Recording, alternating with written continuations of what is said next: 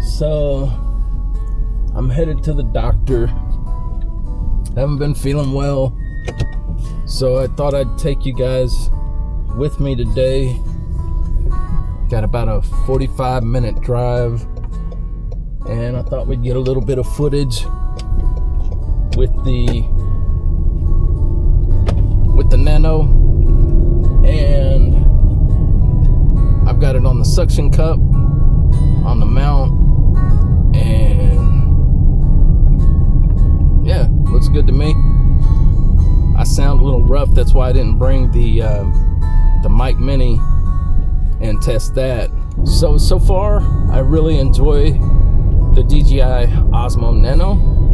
I've made a number of point of view videos with it so far, and the fact that it is so easy to set up and record is what I love about it. And the thing that I couldn't do with the GoPro in this situation was set up my shot. Oh, this motherfucker. I couldn't set up my shot because the display faces the other direction. And with this one, with the little thingy, I can check my shot at all times. And that makes a whole big difference. Mario fucking Andretti over there. Yeah, my throat is gone. I'm going to Goldway to see my doctor, and I'll tell you, from what I can see on the back of the screen, this shot looks amazing compared to my GoPro footage. And this was the best opportunity for the GoPro to do well because there's plenty of light, but this camera can do well without light or without an abundance of light. It still needs light. But for anybody to think that their camera can just work without light, I mean, they're not magic. You know, there's a trick to it all. What I'm basically doing is I'm testing out the microphone on the Osmo. My keys are rattling, so something's rattling. Everything's rattling.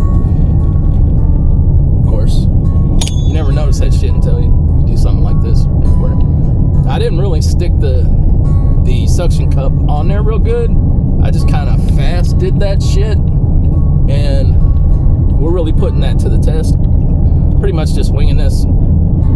Hopefully the image stabilization is working. I'm gonna see it on the screen. This is also going to be a bit of a test of the battery, but it looks to me that the stabilization is perfect. So I noticed that a lot of the big name YouTubers didn't do a review of this camera. I see they're doing reviews for the DJI Osmo 6, I believe it's called. And I have no intentions of buying that camera at all. This is a game changer, being able to check my shot in this little separate thing right here. I mean, geez Louise, this is just you talk about able to do vlogs and just to record shit all the time. Not to mention, you could easily stick this little bitty thing on your garments and record stuff. So, like I said, I saw all of them, the bigwigs doing DJI 6 and Osmo 6 and all that, and then I'm doing the Osmo Nano. And to me, this is the future right here. The smaller you can make it and have it where it records a quality picture, that's where it's at. Because I have big cameras, and you know, I don't want to go around with the big ass camera and record everything. You know, I want to be a little bit more inconspicuous. I don't want to attract that much attention to myself when I'm just doing something that's casual, that's not really professional. Say I'm at a car show or whatever, and there's a lot of rednecks and so forth, and I don't want all the rednecks all the rednecks getting stirred up and shit. So I want to be covert, and that's what this camera is. And the big thing is, if you use the automatic settings, you're gonna get a good picture, but you're not gonna get a professional picture. You're not gonna get the best picture you can get out of the camera. You really need to dial the settings in. And so if you buy the Osmo Nano and you're like, well shit, I can't get it to do what all these other people can get it to do, that's because you haven't set your settings. You've got to go in and manually set your settings. If you know anything about recording, you know, and the rule of whatever, you know, if it's 24 frames, you set your shutter speed at 50 and so on. Try to keep that ISO as low as possible. In this case, I set it at a reasonable lower end, but at the same time, I still got it where it can go pretty high. So that's the key to it all. I am sick today, so I'm not going to be able to do a lot of crazy stuff like I'd like to. There ain't nothing worse than buying a new camera and then and getting sick where you can't run no tests or anything, you know. And you talk about bites, that just bites, man. I have the Canon R6, which is my professional camera, and that plus a whole bunch of Sigma lenses is what makes that special to me. I bought the ZV-E10 looking for something smaller to film with and stuff, and I believe it will fill that role. It just has horrible stabilization, horrible rolling shutter, to the point where I had to buy a gimbal for it. The problem with that is the lens that comes with the ZV-E10, the 16 to 50, is a piece of shit. Doesn't allow much light in or anything. Just all kinds of problems with that thing. So what I need is, I have the 16 millimeter Sigma, of course. Almost every lens I have is a Sigma. And it's a beautiful lens, but it's not light enough.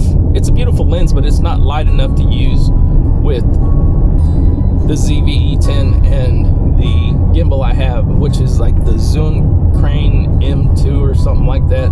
It's made for a lightweight setup.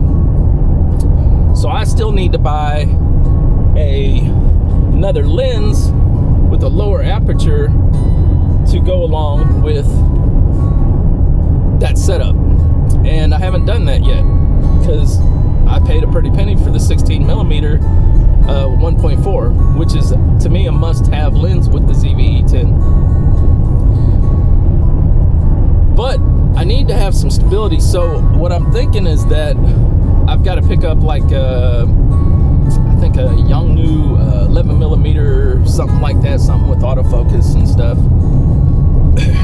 Cheap small lens that will let some light in and be wide to go with that setup. So I was a little disappointed in that because it's more of a stationary camera as opposed to moving around a lot. And even the Canon RP I had back in the day worked better for vlogging and stuff. It didn't have that warpy jiggle thing. It had it just moved. It just did the little movement. So that's why I bought the DJI Osmo Nano. And one of the main reasons I bought the Nano is because I bought the Mic Mini, and I knew how well the two DJI things work. So I saw the Nano and I'm like, can it record in low light? Because all the GoPros I've had are shit in low light. They're just absolute garbage. So I was like, if this will perform at all in low light, then I could just sell my GoPros and invest in this one. And the only problem is I'm having trouble letting go of my GoPros because you don't get much money off of them, and it's like a whole camera, action camera that you might use once in 5 years, but I have a hard time letting go of my gear. I need to sell it though.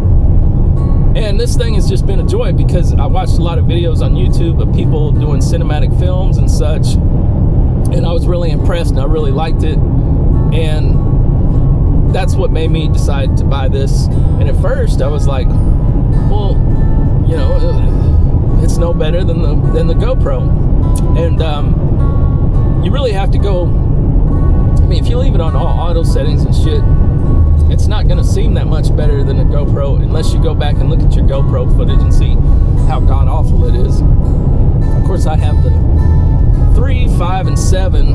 I haven't bought any new GoPros, and I'm not going to buy any more GoPros. So anyway, then I started watching some videos on people on the best settings of the Nano, and not all videos are created equal on that, and I finally come up with a guy that had a good target, and that's what I've gone with so far, and hopefully I've picked that today. Like I said, I've been sick and I'm just heading out. Hopefully that's what I picked, and we're getting a good recording here, and of course I'll take it home and I'll grade it. It should be recording in D-Log-M, which I've already had a taste of color grading that, and that's about it. I'm gonna let you go, and I'm gonna jam to some music while I head to the doctor. Don't forget to like and subscribe, and we'll see you later.